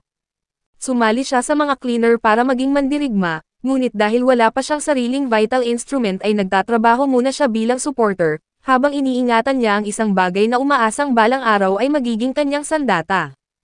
Sinabi ni Grace kay Rudo na huwag masyadong mabahala sa pagpapalakas o sa pagtupad ng inaasahan ng iba, at tinanong niya kung ano ba talaga ang mga bagay na gusto niyang makamit, kahit bago pa man siya masangkot sa gulo sa sphere. Napaisip ng malalim si Rudo, at ipinayo ni Grace na kapag natagpuan na niya ang bagay na unang nagpasiklab ng apoy sa kanyang kaluluwa, matatagpuan din niya ang kanyang landas. Hinimas pa niya ang ulo ni Rudo at sinabing maniwala siya sa kanyang sarili, at nang madala sa emosyon si Rudo ay biglang dumating si Ilgen at sumandal sa kanya, at naputol ang kanilang seryosong sandali. Tinanong siya nito kung bakit hindi siya kumain, habang dumating din sina Rio at Zanka, at sabay-sabay siyang hinimok na sumali sa selebrasyon, dahil siya ang bida ngayong gabi at baka maubos pa ang pagkain. Lubos na natuwa si Rudo nang maramdaman niya na ang lahat ay nagmamalasakit sa kanya, kaya't sumama na rin siya, at habang kumakain silang lahat ay may biglang tumugtog ng musika at kumuha ng ilang lata ng pintura. Sinimulan niyang pinturahan ang pader at pinaalalahanan siya ni Ilgen na tignang mabuti si Gob, dahil gumagawa ito ng kahit ano ayon sa gusto niya, nang hindi iniisip ang ibang tao. Habang si Gob ay gumuguhit sa pader, nagrereklamo ang iba at sinasabing hintayin munang matapos silang kumain, pero gaya ng sinabi ni Iljan, wala talagang pakialam si Gob. Sa ibang palapag, bumalik na si Mommy Semyu sa kanyang mesa, dahil ramdam niya na may darating na tawag anumang oras, at sakto namang tumunog ang telepono at agad niya itong sinagot. May natanggap siyang kahilingan, kaya't tinawag niya si Zanka at ang kanyang mga kasama upang isakatuparan ito, ngunit nagtanong si Zanka kung bakit kasama si Rudo, gayong hindi pa naman ito opisyal na miyembro ng Cleaners. Ipinaliwanag ni Semyu na ang kahilingan ay may kinalaman kay Rudo, dahil isang mangangalakal ang humingi ng tulong matapos siyang atakihin ng isang halimaw habang tumatawid sa maruming lugar. Sa kabutihang palad ay nakaligtas siya, ngunit ninakaw ang kanyang kargamento, at ang misyon nila ngayon ay talunin ang halimaw at mabawi ang ninakaw. Pagkatapos ay ipinaliwanag niya ang dahilan kung bakit kailangan si Rudo ay dahil ang kargamento ay isang buhay na Spheret. Nagulat ang lahat ng marinig ito, at ipinaliwanag ni Semyo na bihirang makakita ng dalawang Spheret ng sabay sa ibabaw, at para sa kanya, may kakaibang nangyayari kaya't nais niyang makita ito ng personal ni Rudo. Dahil doon ay napaisip si Rudo at pinaalalahanan siya ni Grace na kontrolin ang kanyang emosyon bago magpasya, ngunit alam ni Rudo na hindi pa niya kayang gamitin ng tama ang kanyang kapangyarihan, at baka maging pabigat lang siya sa grupo. Gayunpaman, nanaig ang kanyang kagustuhan na makita ang isa pang Spheret, dahil baka ito ang magbigay ng pahiwatig kung paano siya makakabalik sa ibabaw. Nang magpasya si Rudo na sumama ay hindi natuwa si Zanka, pero alam ni Semyo kung paano siya mahihikayat, at sinabi niya na ang misyong ito ay para kay Iljan ngunit abala ito sa iba, at ipinagkatiwala niya kay Zanka ang tungkulin. Dahil isa siyang malaking tagahanga ni Iljan, agad nagbago ang kanyang pananaw at masiglang pinangunahan ang grupo papunta sa maruming lugar. Pagdating sa daan, nagtanong si Rudo kay Grace kung bakit wala itong dalang sandata, at sumagot si Grace na may dala siyang maliit na kutsilyo, pero mas malaki ang tiwala niya sa sarili niyang mga kamay. Ngunit kasabay nito, isiniwalat ng isa sa mga kasama niya na mayroong kwintas si Grace na palagi niyang ipinagdadasal. Dahil doon ay napahiya si Grace at sa kalaunan ay ipinakita niya ito kay Rudo, sinasabing wala naman itong espesyal na kapangyarihan, pero nagbibigay ito ng bagay na maaari niyang panghawakan. Sa ilang sandali ay bigla nilang napansin na may nakatayo sa kanilang likuran na isang kakaibang tao, at ang babae ay malinaw na siya ang mangangalakal na tumawag sa kanila, at nagpakilalang siya nga ang kumuha sa kanila para sa misyong ito. Agad na tinanong ni Rudo ang tungkol sa Spheret, at ipinaliwanag ng mangangalakal na nadatnan niya ang isang walang malay na Spheret habang naglalakbay. Nang dinala niya ito ay doon siya inatake ng halimaw at pagkatapos ay dinukot ang Spheret, ngunit hinarap ni Rudo ang mangangalakal at tinanong kung balak ba niyang ibenta ang Spheret, ngunit mariin niyang itinanggi iyon. Sinabi niya na wala siyang intensyon na gawin ito, gusto lang niyang pag-aralan ang mga Spheret dahil matagal na siyang interesado rito. Ngunit para kay Zanka ay amoy basura ang kanyang kwento, dahil alam niya na ang halimaw na gawa sa basura ay agad na umatake sa mga tao at hindi upang dukutin ang kanyang kasama. Para sa kanya ay may kakaibang nangyayari, ngunit nagpasya siya na harapin ito kapag dumating ang tamang oras. Dinala sila ng mga ngalakal sa gusali kung saan siya inatake ng halimaw matapos nitong dukutin ang Spheret. Binalaan ni Zanka ang lahat na mag-ingat dahil maaaring umatake ang halimaw mula sa kahit anong direksyon, ngunit pagpasok nila, wala silang nadatnan kundi isang tao sa dulo ng silid. Sinabi ng mga ngalakal na iyon ang Spheret at tinulak si Rudo papalapit, kasama na niyang tinulak ang ibang Cleaners. Nang lumapit sila ay napansin ni Rudo na hindi pala tao iyon, kundi isang manikang nakabihis tulad ng Spheret, ngunit huli na ang lahat dahil biglang umatras ang mga ngalakal at sumigaw na magmadali. Sa susunod na sandali, naging putik ang sahig sa ilalim ng mga paa ni Rudo at bumagsak silang lahat sa ibabang palapag, kaya't nagulat sila at nagtanong kung ano ang nangyari. Tinignan ng mga ngalakal kung maayos lang ang kalagayan nila, at sinabi nilang ligtas sila at saka nagtanong kung anong lugar iyon at nasaan ang Spheret. Ngunit tumawa lamang ng kakaiba ang mga ngalakal at itinuro si Rudo, sabay sabing siya mismo ang Spheret, at pagkatapos ay bigla itong natunaw at naging putik. Sa sandaling ito ay bigla nilang narinig ang dalawang tinig na tumatawag sa tagapagbigay ng Spheret, at mula sa dilim ay lumapit ang dalawang kumikislap na liwanag. Agad na naintindihan ni Zanka ang lahat ng pangyayari, lalo na't dahil sa kuryenteng liwanag at alam niya na ang mga raiders ang mga gumagawa ng patibong, at hayagan nilang ipinakita na balak nilang agawin si Rudo mula sa Cleaner. Nalilito si Rudo sa bagong grupo ng mga kababalaghan, at ipinaliwanag ni Grease na ang mga taong ito ay ang mga tulisan sa kanilang mundo, ngunit higit na mapanganib dahil sila rin ay mga givers. Kaagad niyang iniutos sa kanyang koponan na humanap ng daan upang tumakas, habang siya at si Follow ang magtatanggol kay Rudo. Ngayon, inutusan niya si Zanka na harapin ang dalawang raiders ng mag-isa, bagamat nag-aatubili ay wala ng ibang pagpipilian si Zanka. Pagkatapos ay tumakbo ang mga taga-suporta sa kabilang direksyon, at sinabihan ni Grease si Rudo na sumunod sa kanila. Gayunpaman, nagmatigas si Rudo at sinabi niya na kaya niyang harapin ang mga tulisan, ngunit binalaan siya ni Grease na huwag maliitin ang mga raiders, lalo't hindi nila alam ang mga kakayahan ng mga ito. Sa mga sandaling ito ay tinukso ni Zanka ang mga raiders, sinasabing alam niyang darating sila para sa kanya, ngunit hindi niya inakala na agad nilang matutunton si Rudo. Tinanong pa niya kung balak ba nilang ibenta si Rudo, dahil ang isang buhay ng Spheret ay kayang magbigay ng yaman na sapat upang mabuhay ng marangya. Tumawa lang ang mga raiders at sinabi na hindi nila ito ibebenta, dahil nais nilang malaman ang sekreto ng Sphere, lalo na kung paano nakatawid si Rudo nang hindi namamatay. Nagtataka rin si Zanka tungkol rito, ngunit nagpasya siyang tapusin agad ang mga raiders, at sinabi niya na kung sila ang may pakana sa lahat ng ito, wala na siyang dapat ikabahala tungkol sa mga halimaw na gawa sa basura. Ngunit ngumiti ang babaeng raider at sinabing dapat pa rin siyang mag-alala, dahil kaya niyang lumikha ng mga manikang gawa sa putik anumang oras.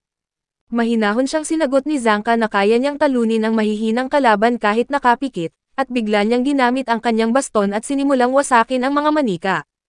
Subalit wala siyang ideya na nagtago ang lalaking raider sa isa sa mga manika at umatake mula sa likuran, at halos hindi nakaiwas si Zanka at tinamaan siya at bumagsak sa isang haligi.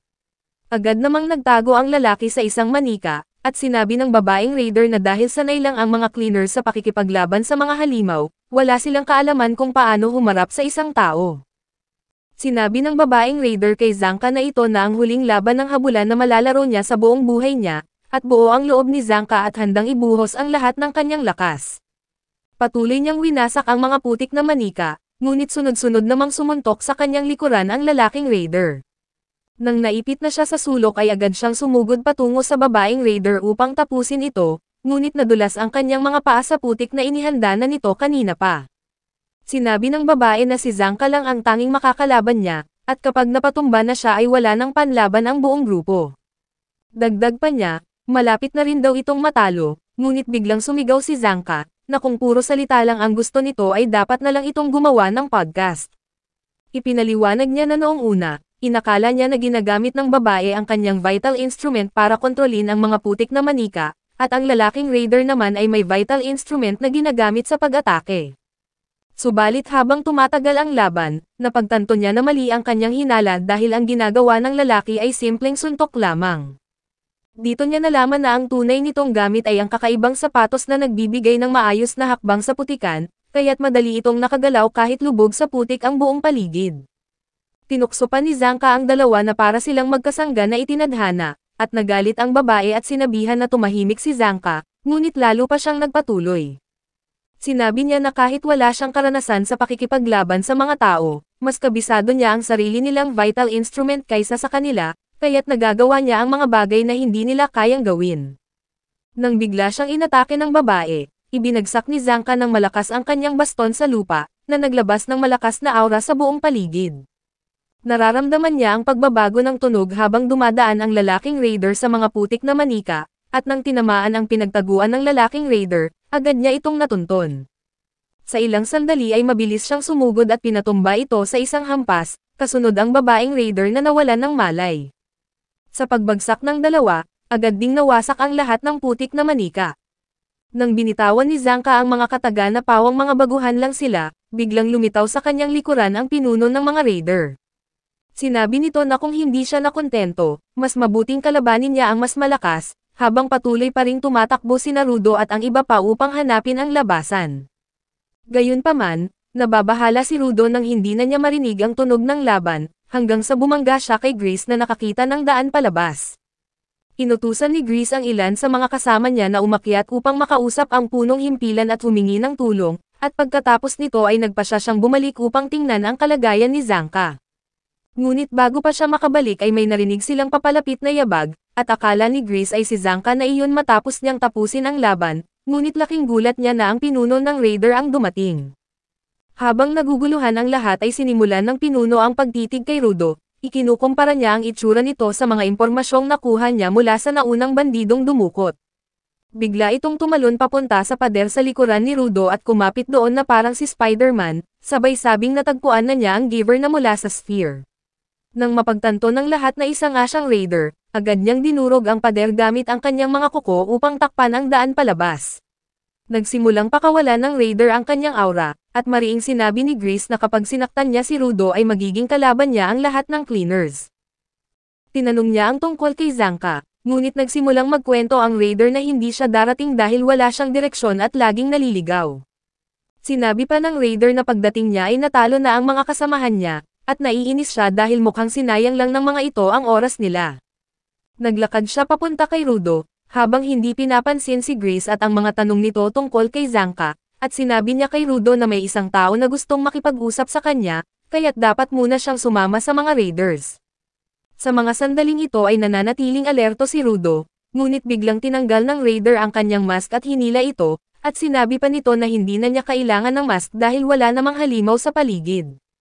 Tinanong siya ni Rudo kung ano ang nangyari sa cleaner na may dalang baston, at sinabi ng Raider na masama raw ang ugali nito kaya't pinabagsak niya.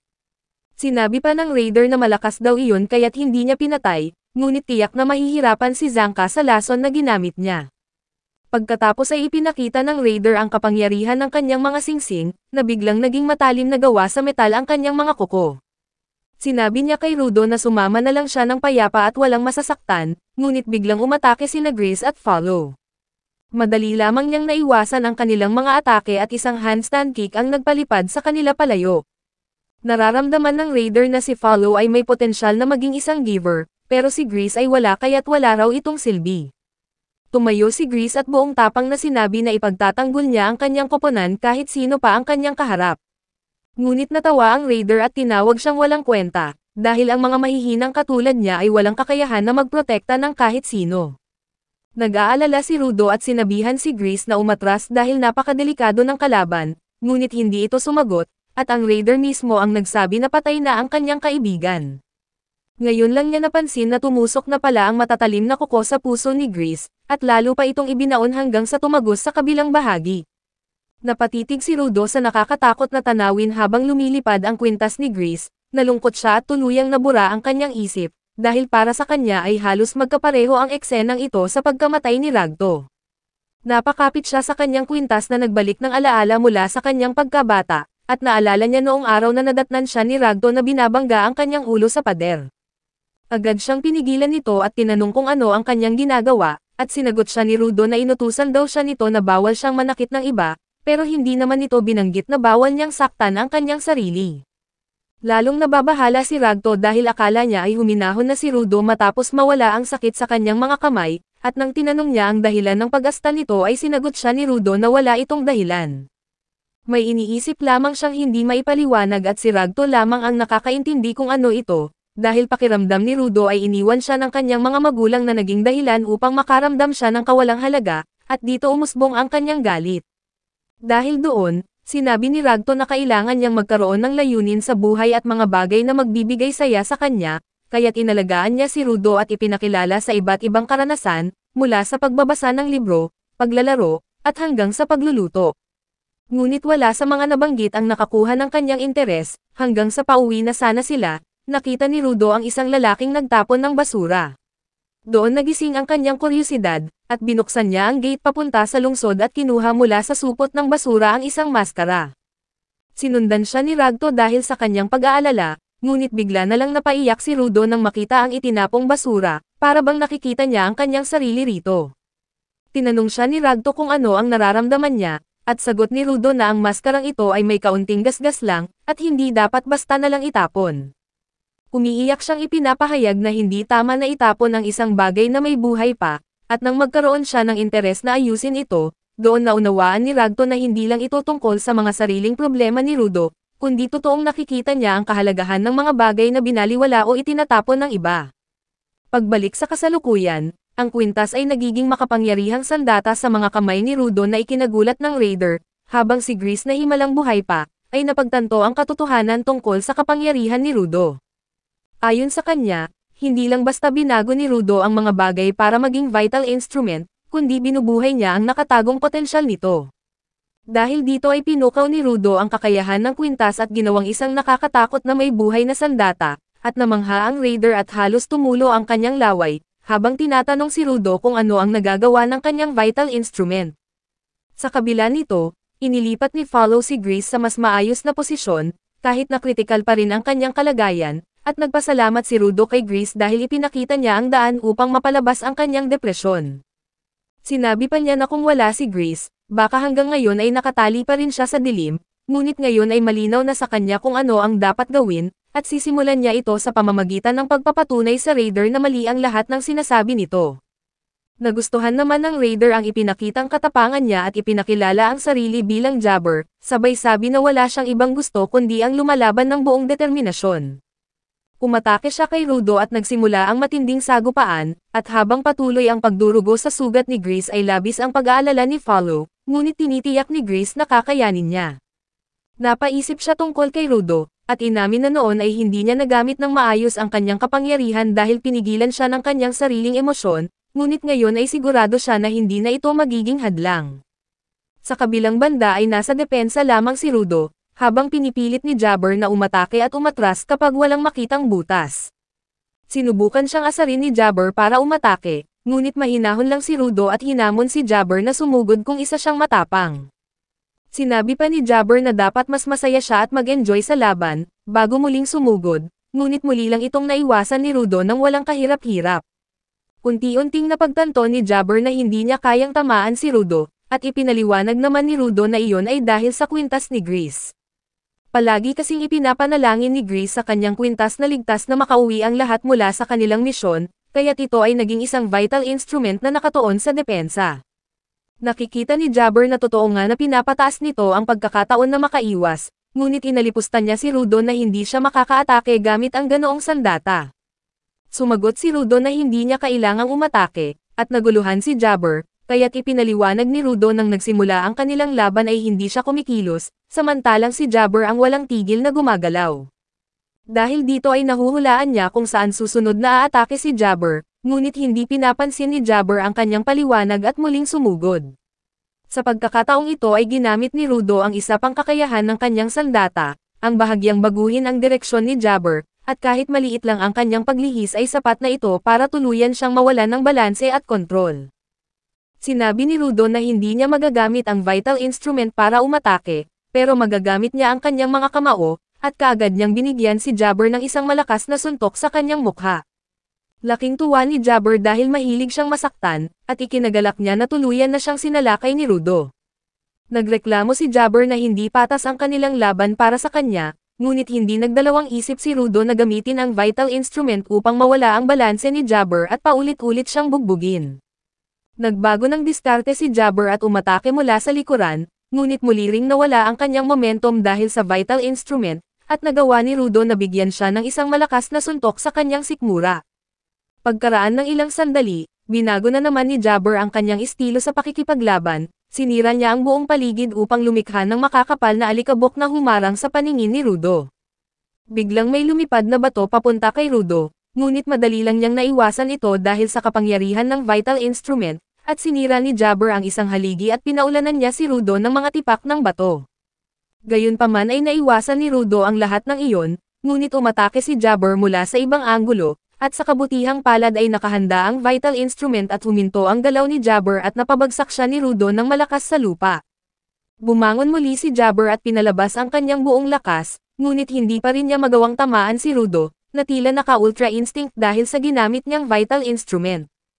Sa tuwing lumalapit siya ay mabilis siyang napapabagsak ni Rudo, binubugbog siya ng husto hanggang sa mapilitan siyang sumandal sa pader para hindi siya matumba.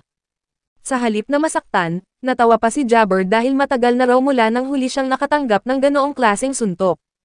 Ipinahayag pa niya na masaya siyang naranasan iyon dahil hindi na raw ito mauulit, dahil natuklasan na niya ang sikreto ng vital instrument, na automatikong nagliligtas kay Rudo sa mga atake na may masamang intensyon.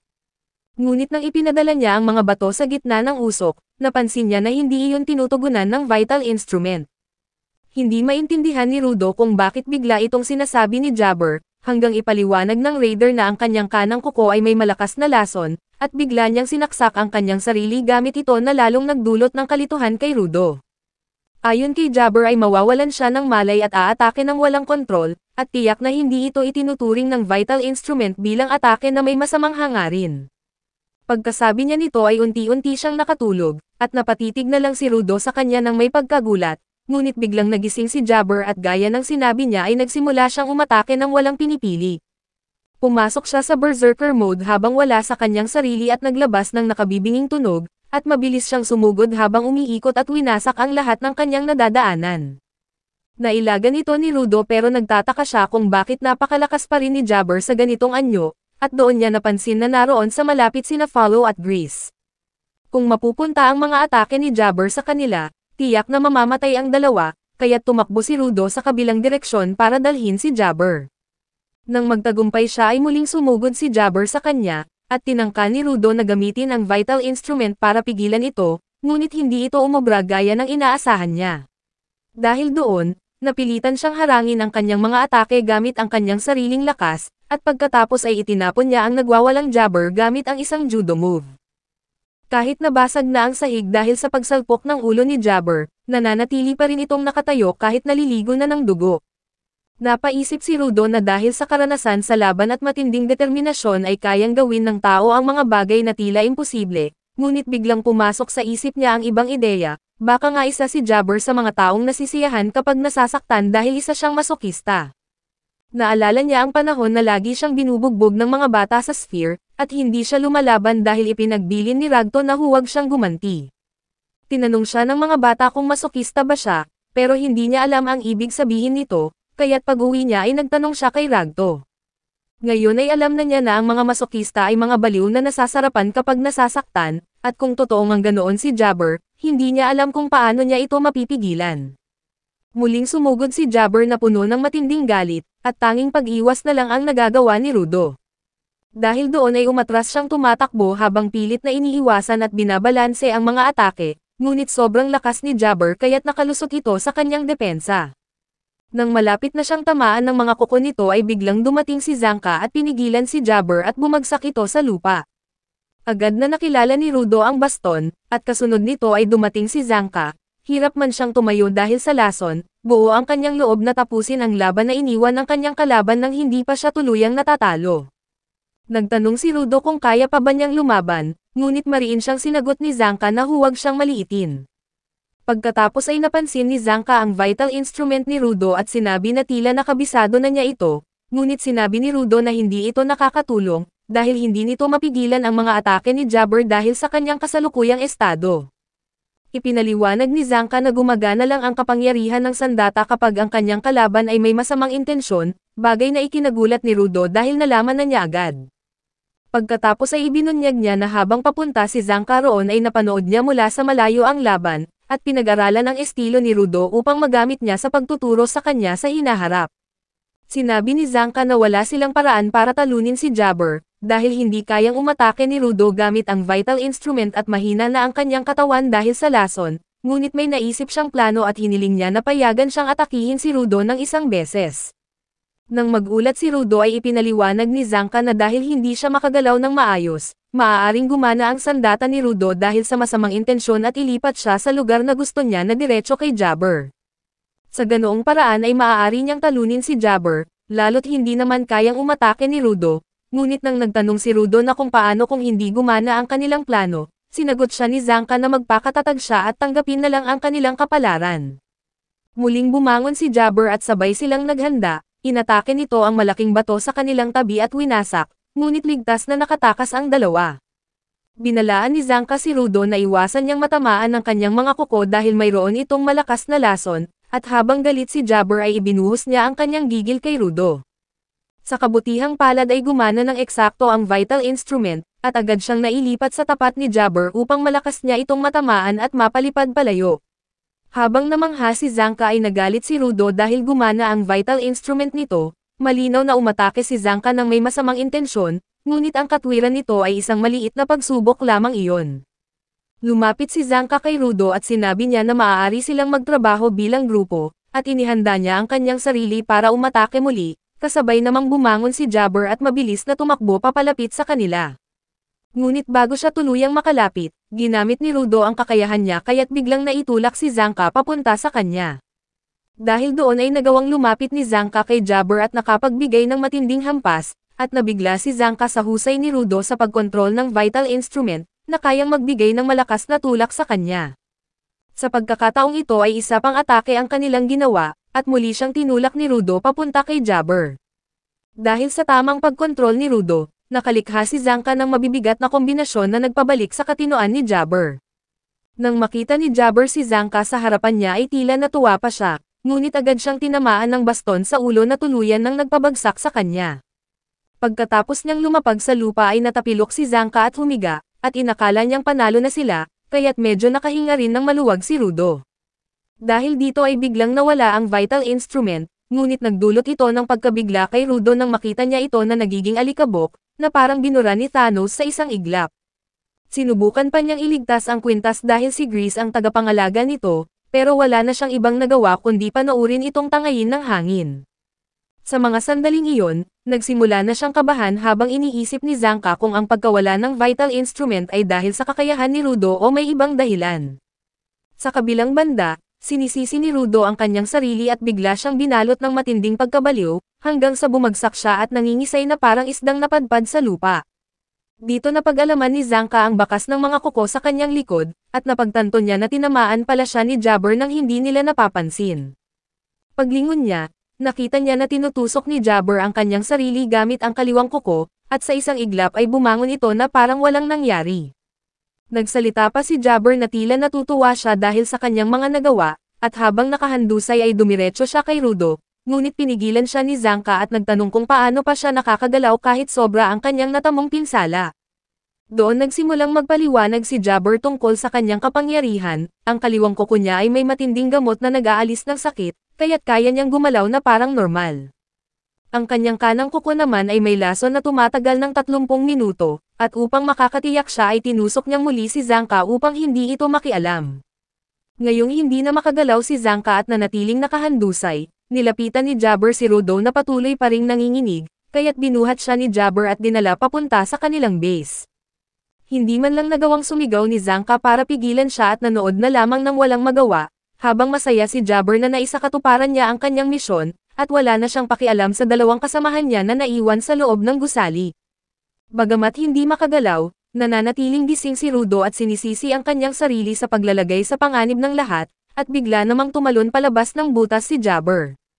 Ngunit imbes na nasa loob pa rin sila ng gusali, nakalabas na pala siya at nagulat dahil malinaw pa niyang tanda ang mapa, pero laking gulat niya nang makita si Rio na naghihintay sa labas kasama si Ilgen.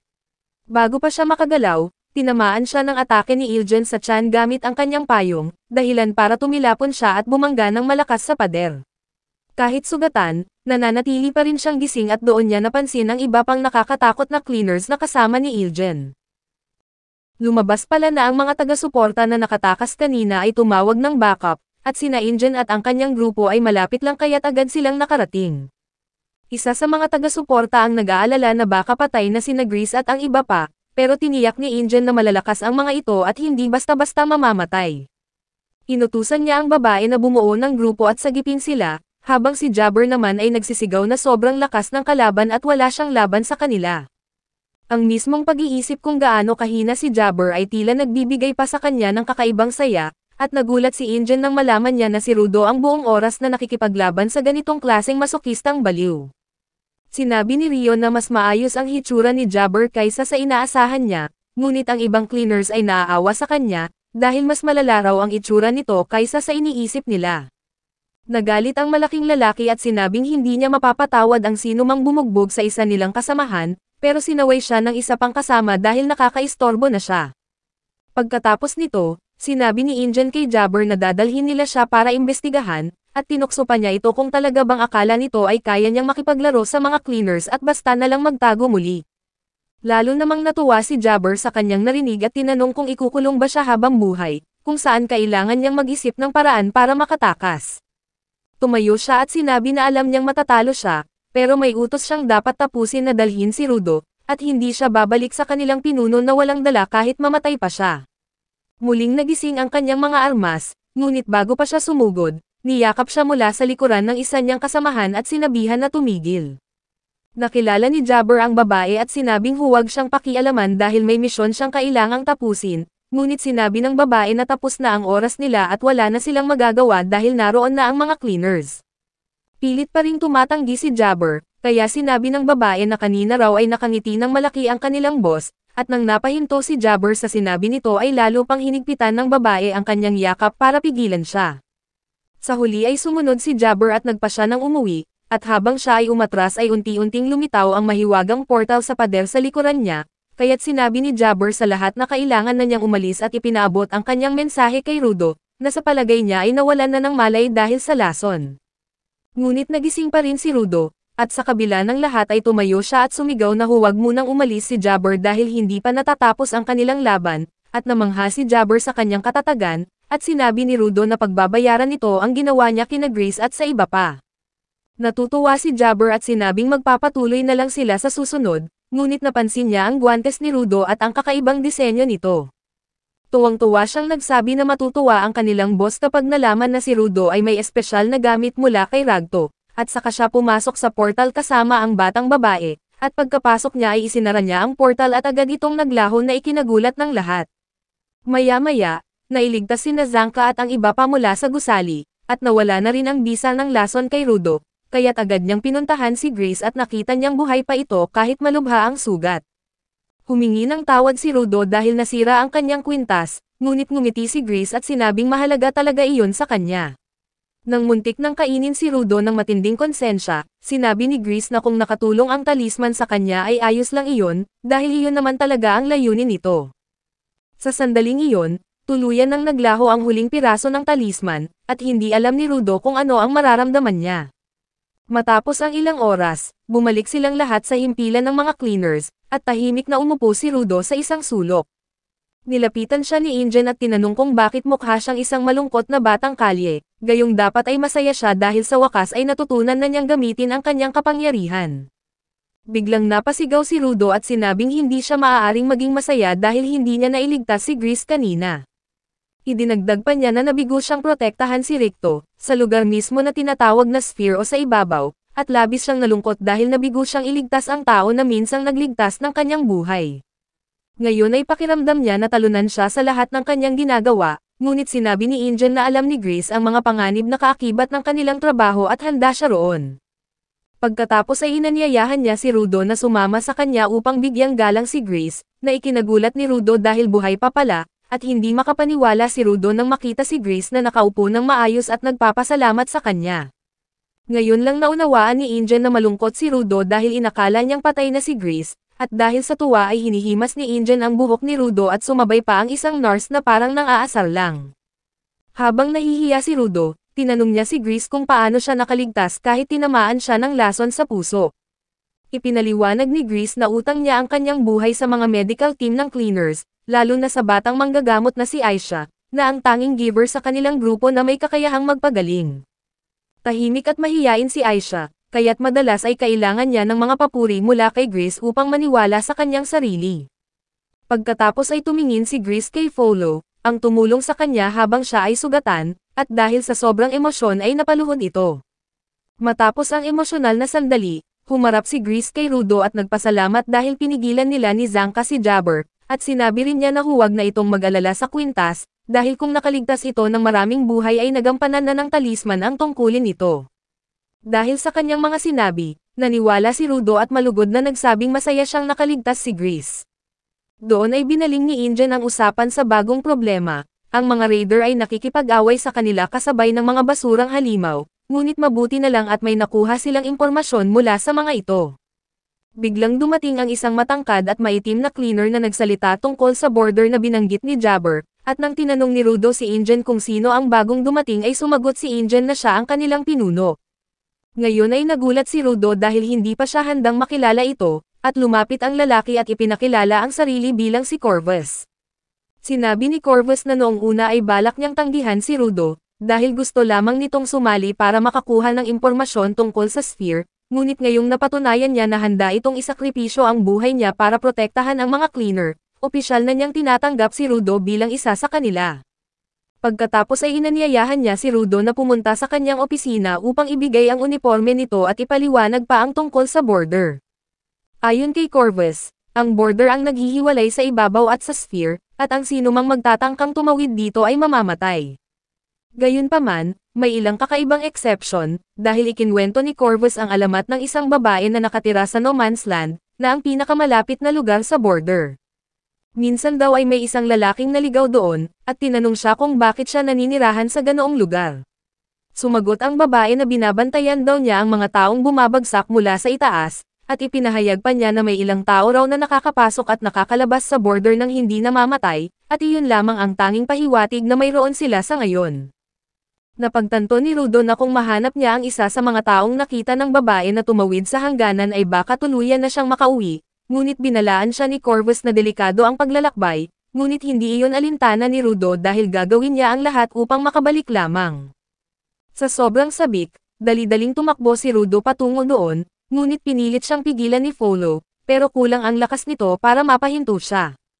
Mabuti na lang ay dumating si Engine sa tamang oras at pinigilan siya, sabay paalala na hindi siya maaaring pumunta sa lugar na iyon nang hindi handa.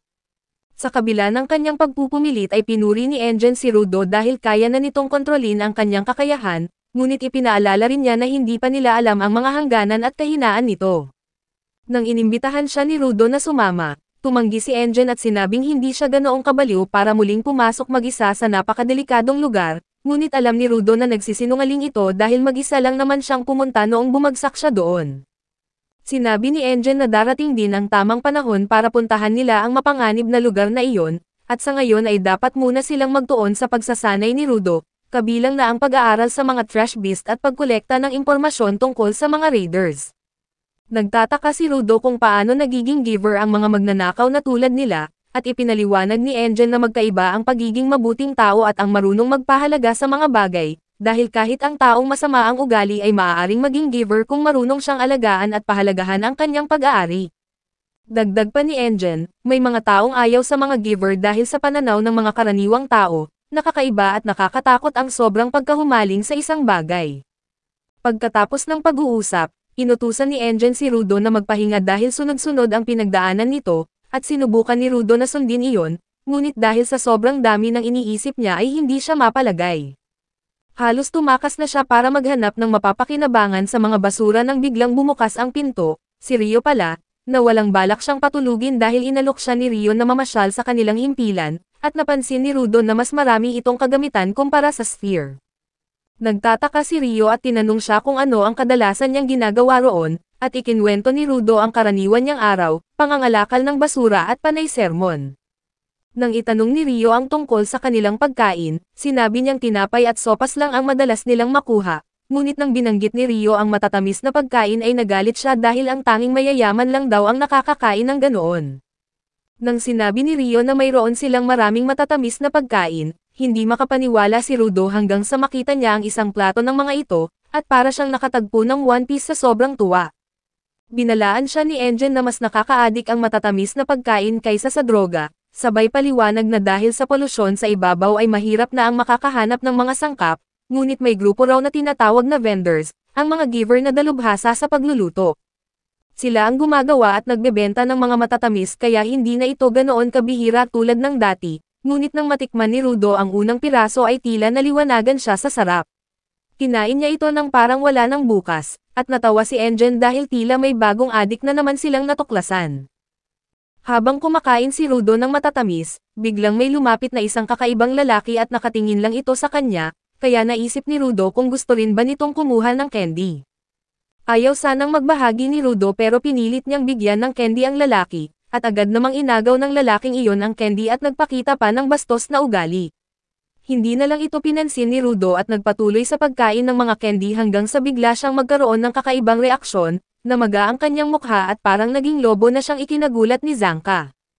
Pagkaraan ng ilang sandali, nailabas na niya ang mga candy at bumalik sa normal, at oras na para simulan ang kanyang pagsasanay, ngunit hindi niya magamit ang kapangyarihan ng kutsilyong hawak niya. Dahil doon ay natawa si Rio at Ingen, kaya tinutokso siya na baka nakalimutan na niya kung paano gamitin ang kanyang kapangyarihan dahil sa sobrang pagkain ng matatamis. Pero imbes na tumawa si Zanka ay nagsimula siyang mag-isip ng masinsinan, at napagtanto niya na mahilig si Rudo mag-ayos ng mga sirang bagay, kaya baka kailangan niya ng isang sirang gamit para gumana ang kanyang kapangyarihan.